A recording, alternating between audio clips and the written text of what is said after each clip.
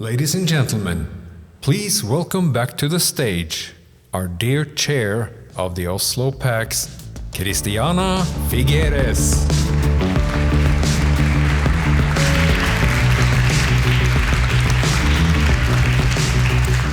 Well, much more importantly than me, I would like to be joined here by four fantastic young women, Sophie, Kelly, Morgan, and Penelope.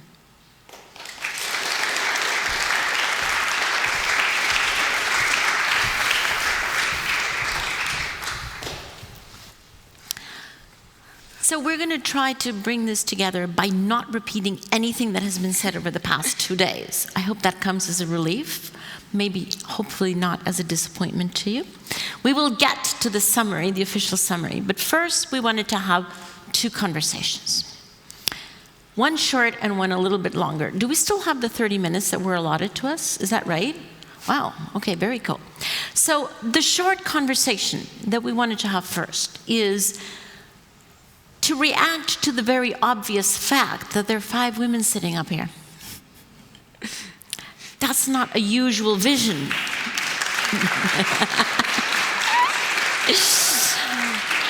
And so I asked them before, but I would like to invite them to give a little more thought with you.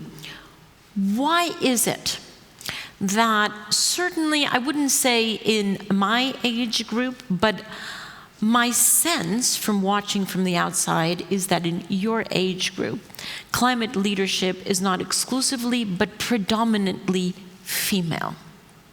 Why is that? Is that true? And why is that?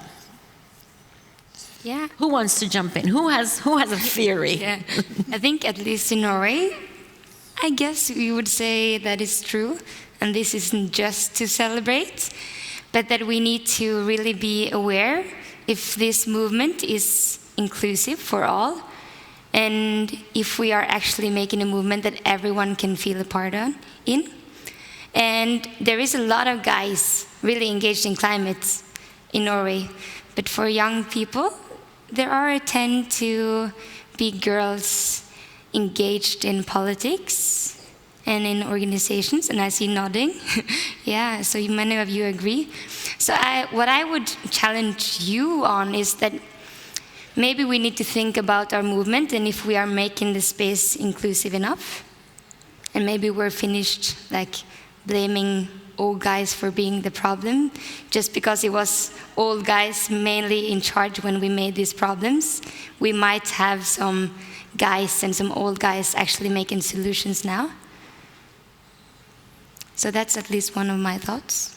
Those are your thoughts? Any other contributing thoughts, theories? I can add a little note on this. I think it draws back to the conversation also that we hear a lot about now, is about ecofeminism.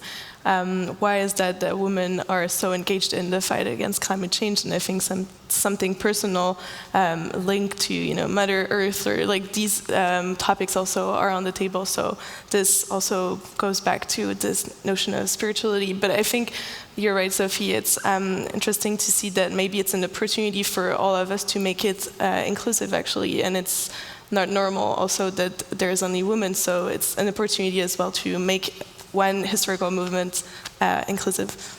And I think, yeah, that's great. That's interesting that you bring up ecofeminism, because I think, at least in the United States, we've seen in the last couple of years this uprising in the Me Too movement, in reclaiming and honoring and protecting women's bodies, but we've also seen a surge in the climate movement. And I don't think that that's a coincidence. I think that definitely, we've found ourselves in this very precarious situation with the climate because we have benefited off of referring to this earth and the planet system in derogatory ways, and therefore not respecting this system and damaging the system for our own interests. And we do so with people and people's bodies as well. And we need to look at that and recognize that parallel, and then not do that anymore.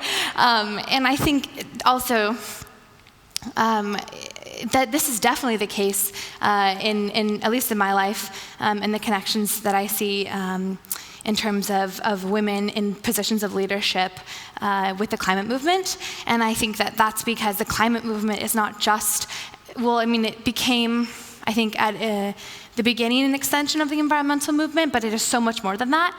And that's been a resounding kind of takeaway from this conference, is that the climate movement is a justice movement. It's a human issue. It's a human movement. And the environmental movement stems from and has roots in very toxic male dominance and white supremacy. And so as we look at the roots of the environmental movement, people of color and also women have been pushed out. And we are recognizing that the climate movement is not just the environmental movement, but it's a component that looks at all types of environmental, ecological, but also social systems that are at play. And so I think that we have this beautiful blossoming movement that in many ways the symbols representative are exactly that. They're the sunflower, they're the butterfly, which represents immigration, people of color, and rising from fragile or disturbed soil, which sunflowers can do and take up toxins and create beauty. So I think that the climate movement is symbolic, wow, what the heck, of many cultural shifts that we need to, and we are moving forward. Yes, I really agree with all of you.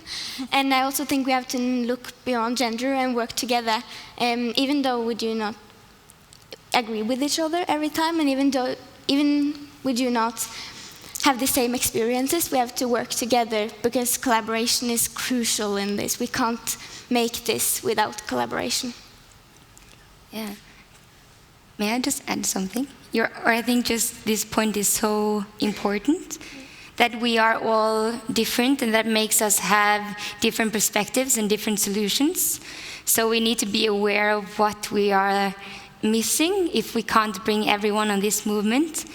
And if we can't have all the solutions at the table right now, we won't win this fight. We need everyone to join us if we will be able to fight this. And yeah, I agree with you. We really need to work on how we can collaborate.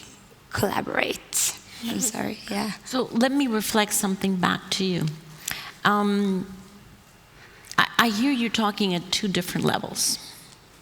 At one level, which I would say is the more narrow interpretation of female leadership, I hear you speaking and standing for what is typically, at least in the literature, recognized as qualities of female leadership. Inclusion, that was your first reaction, right? Very interesting, because typically in other kinds of leadership, the first thing that you talk about is not inclusion. But that was the first thing that came to you. So very interesting. You talk about stewardship.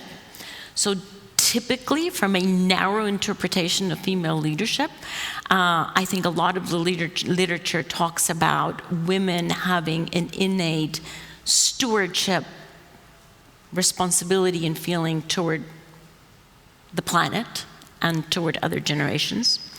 You talked about the parallel between abuse of the earth and abuse of women. That is a parallel that has been going on for hundreds, if not thousands of years. And you talked about collaboration. So all of you talked to aspects that, from a interpretation of what female leadership is, if it were to be contrasted to male, and I'm not sure that it's a helpful contrast, but if you were to contrast it, all of you spoke to characteristics that I think we women bring. At the same time, you're also talking about something at a much higher level, which I think is a more interesting conversation. And that is, what is, if you look at the history of mankind, humankind, as my daughters continually correct me, the history of humankind, and you look at our human evolution, what is the role being played by the challenge of climate change for our human evolution, in addition to greenhouse gases and energy and planting trees and all of that, which you've all talked about. But assuming that we could all agree that as human beings we continue to evolve, not just technically, but actually as our humanity continues to evolve and our spirituality, our understanding of ourselves continues to evolve, then what is the role of climate change? Because I do think that every challenge comes in our life, personal, and in the life of the planet and in the life of humanity, at a point in which it plays a very interesting role to shift and help us to learn something more and to go to a different level. So I have always thought that addressing climate change is a very interesting playground or a gym where we humans are going to figure out how do we work with each other, because that was the first lesson that we learned. We have to work with each other. And we haven't done that very well in the past. And I thought that's interesting because we're going to the climate gym to learn, exercise our muscles on collaboration, but we're doing so much more. Right? Because you speak to, because of climate change or using that as an opportunity, we are beginning to learn how to work more cross-gender, how to work more cross-generationally, how to bring together the technical and the emotional. We're beginning to learn many lessons that I think are going to be very helpful in bringing humanity to its next level of evolution. So how cool is that, okay? How cool is it that we're all alive right now? We are all seeing how we collectively are, not as quickly as we should, but we are addressing climate change. But we are also seeing the emergence of a higher human being. Isn't that an amazing thing? And we're all helping to do that. So, taking that as a platform, I wanted to come to the second conversation, which is, aside from all the technicalities of, energy and economics and donuts and all of those things, aside from that, how do we come to this conversation as human beings, whether male or female? How do we come to this conversation as human beings?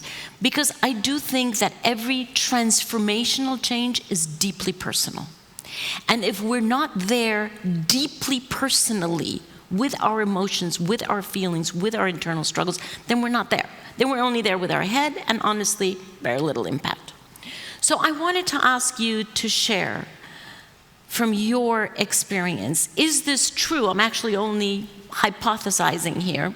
Is this true that you're in this movement, that you're taking this leadership out of a much deeper sense that actually translates into tons of GHG but comes from a much deeper place? And what is that place? Well, small story, but in my NGO, for example, we often ask the people that are with us, why are you engaged in this fight? Why are you here? Why do you care so much? And most of us answer, because it's in my heart. I feel like this is something that I have a link to. We were saying connection to others. Also, I'm questioning the society that I'm living in. So I think it was very emotional, actually. It was not really technical. The actions that we were taking were not really, like fighting for something specific. Sometimes we were just having discussions, very creating a safe space. Our first work, as an environmental NGO was actually just opening a discussion and being able to share and feeling and just saying also why we are scared, why we are hopeful. This was really inscribed into emotion sharing. It was less about advocacy, but more about the emotions. And I was really impressed. And you can see also this in the youth climate marches.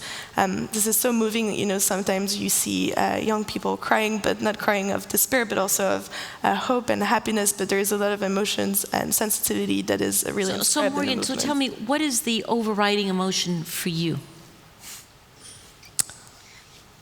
Well, I think someone said it yesterday. It was the youth movement was something between hope and courage, and I think that was really well summed up. I think this is what I'm feeling inside. But to be honest, sometimes I'm scared because I don't even know what I need to think anymore. You know, you were saying you don't even know what you're gonna major in. That's also, you know, like I hope I'm not gonna be running advocacy projects, volunteering all my life. You know, I'm gonna be doing something more precise or like a precise action. You know, so yeah, there's a balance between hope and fear, but also happiness to be with all of the people in this together, and the joy that my activism has brought me in the past year has been so immense that it has been hard, but at the same time, I'm very grateful for the human experience. And going back to what you were saying, that I don't want to see climate change as an opportunity to change something, because this is still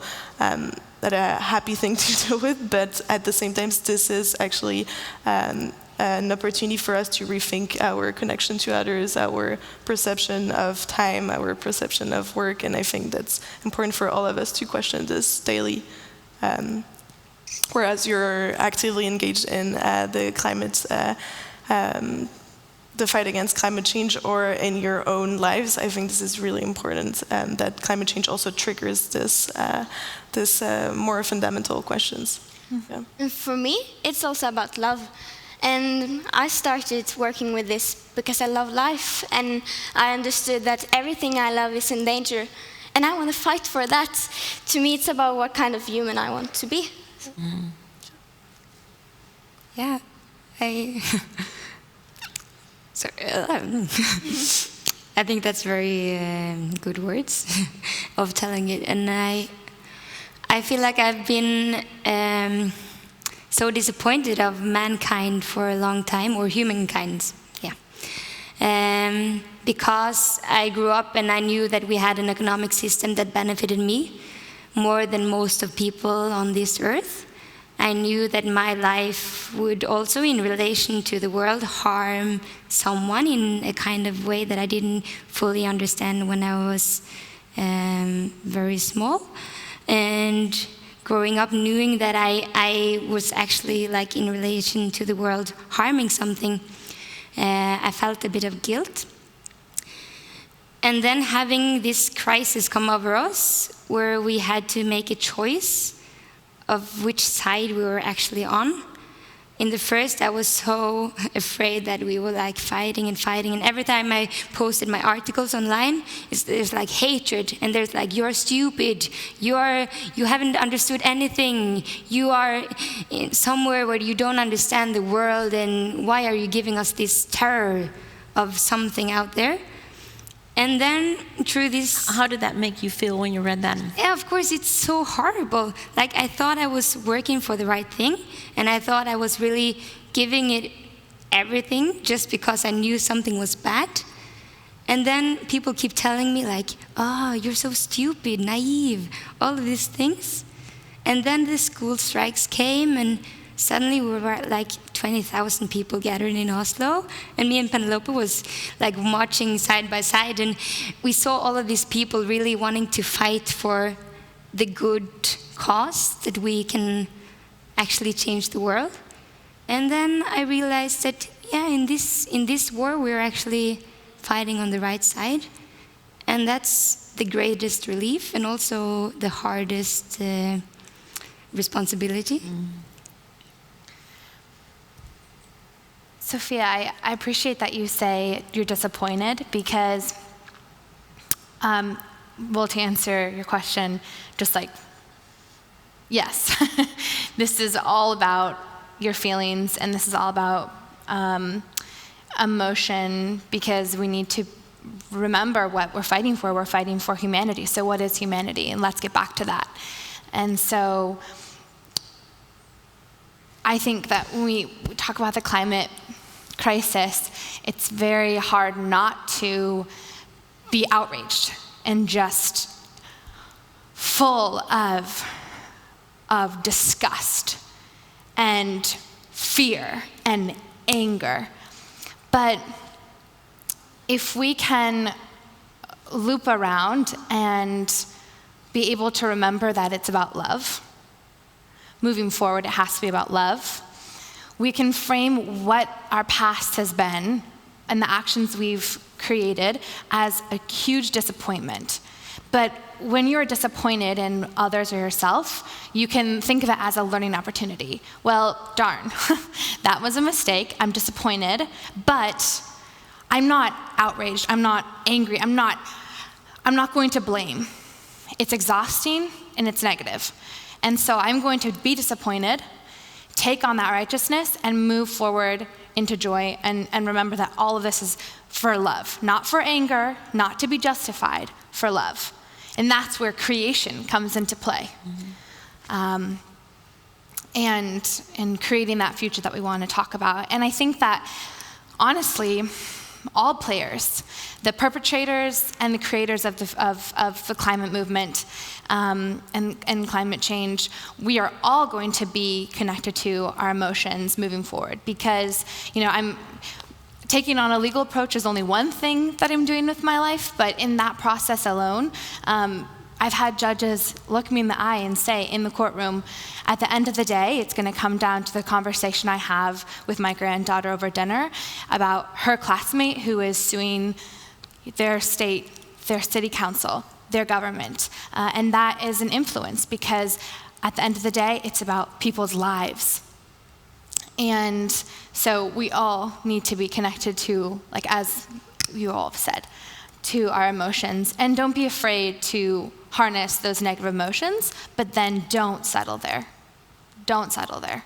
It's as Penelope and I talked about earlier, we're talking about the sustainability movement. We need to be sustainable in ourselves, emotionally sustainable in ourselves. Yeah, it's a form of resilience within ourselves as well, and using this force for good. Yes. Yeah.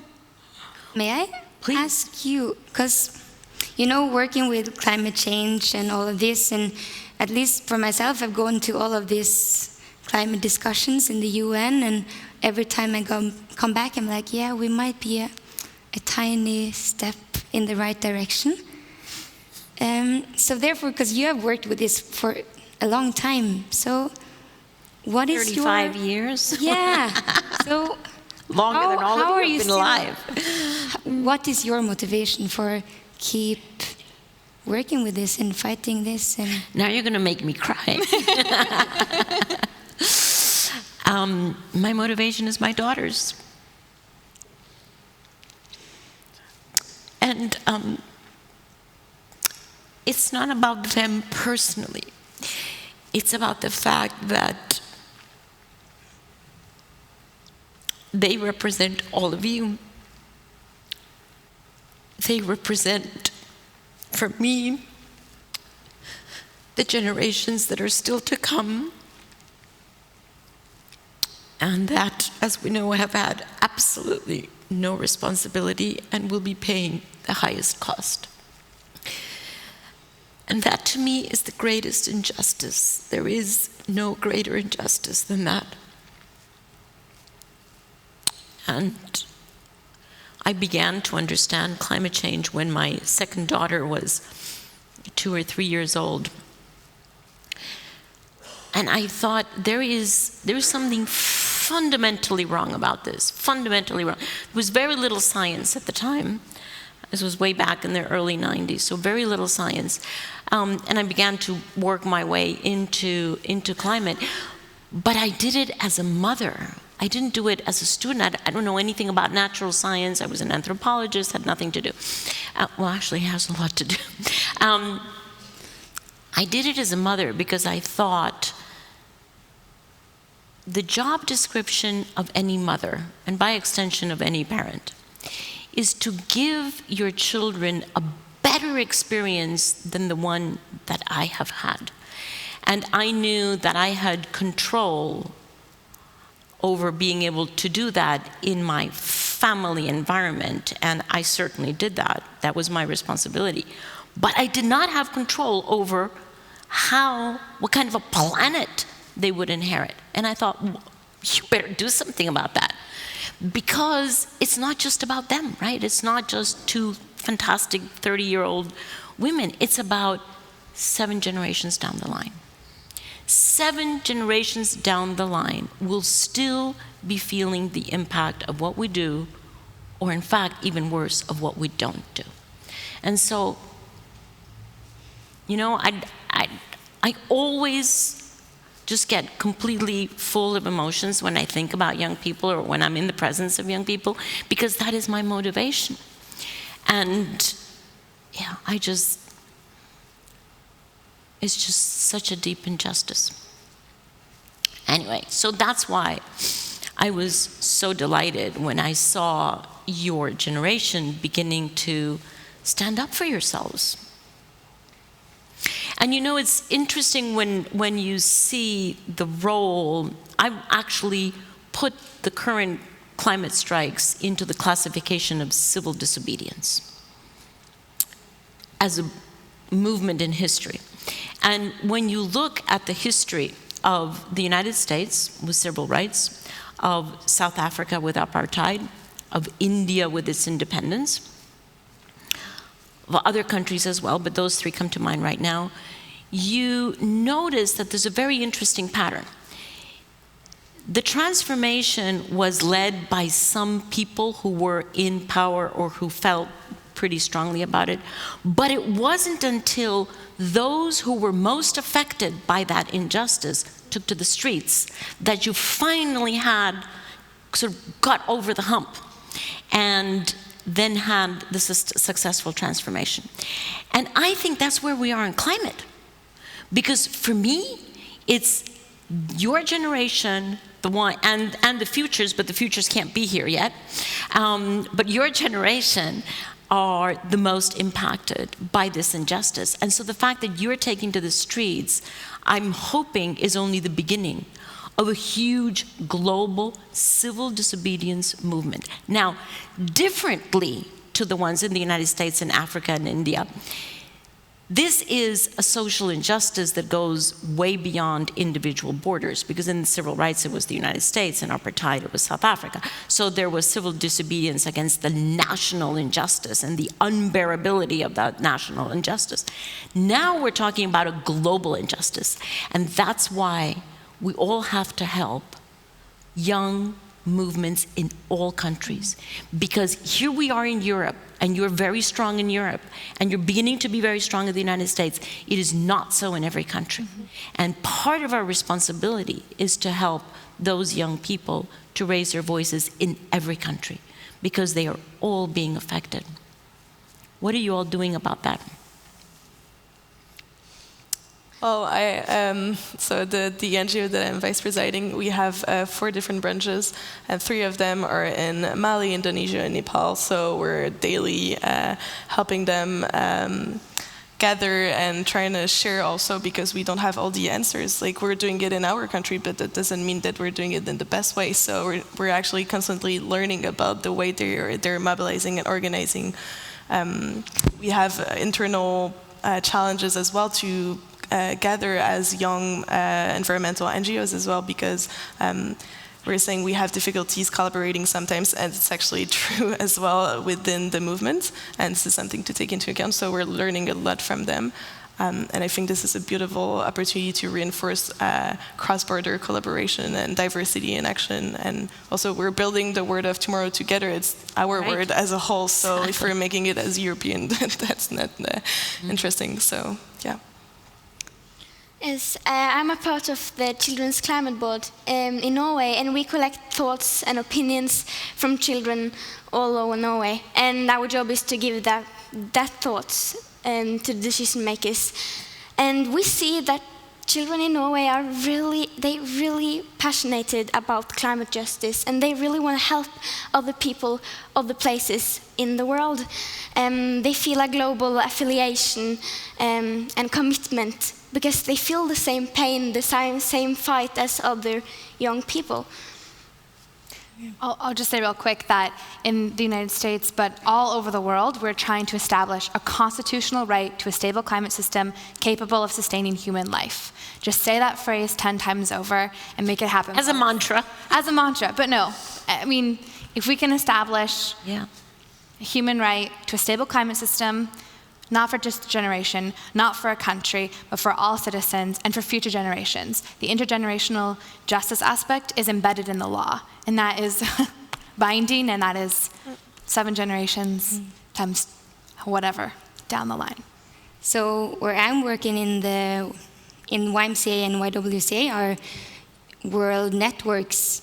There are young leaders all over the world that really stands up for climate justice. And at least we are lucky because we have a network all over the world, so we can actually share knowledge.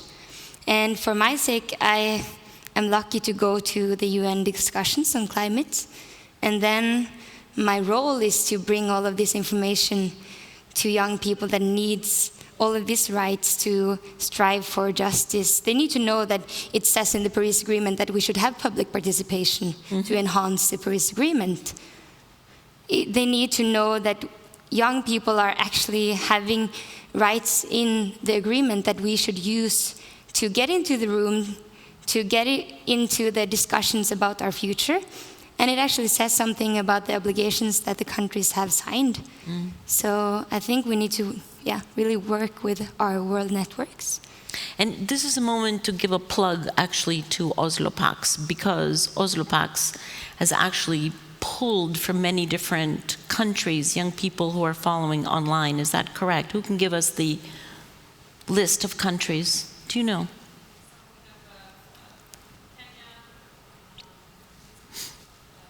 India? India, yeah.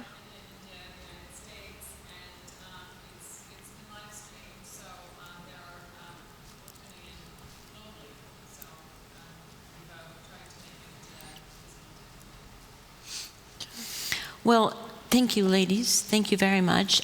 We have totally... Do you want to say something else? Yes, one last thing.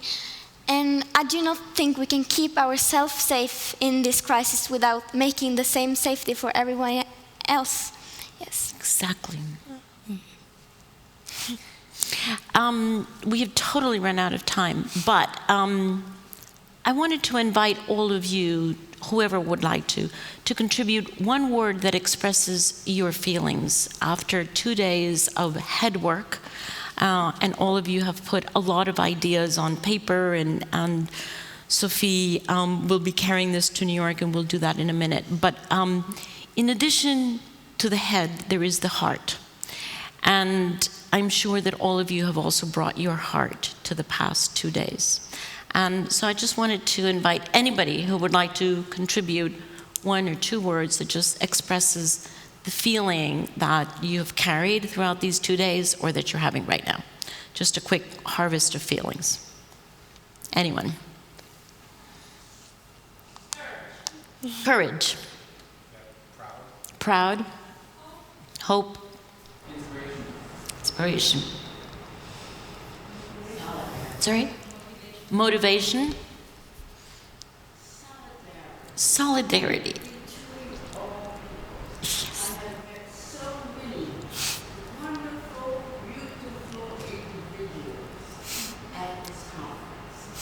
Inclusive of all age groups, and all of them have been enthusiastic, warm, wholesome in their thinking. Beautiful people. Solidarity. Very nice. Thank you. What a beautiful way to end. Thank you very much to all of you for your participation. I have had very hardworking people summarizing your hard work during 2 days while I was off on family issues. So we're going to bring this now to a little bit more of a formal close. Thank you very much to the 3 of you. Thanks, Sophie.